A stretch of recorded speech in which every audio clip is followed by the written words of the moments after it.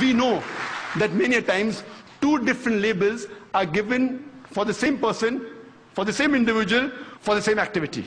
More than 60 years back, when India was being ruled by the British government, there were many Indians who were fighting for the freedom of the country. These Indians who were fighting for the freedom of the country, by the British government, they were called as terrorists. But we common Indians, we call them as freedom fighters, as patriots. Same people, same activity, two different labels. If you agree with the view of the British government that they had a right to rule over India, then you have to call these people as terrorists.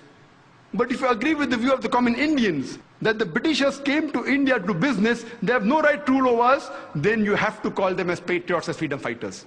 These same very Britishers, they call Bhagat Singh, Chandrasekhar Azad, Subhash Chandra Bose as terrorists.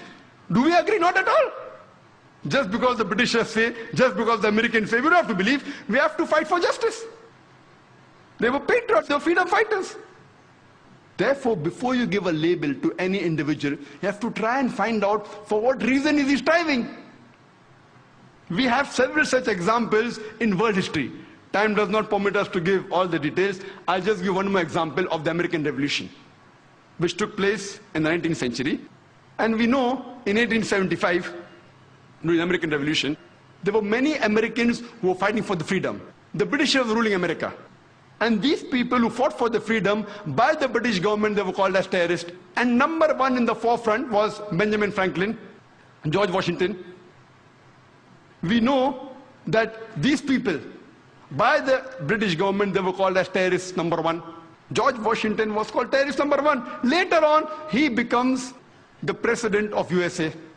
And he happens to be the same terrorist number one. He becomes the president of U.S.A. and happens to be the godfather of all the presidents to come, including George Bush.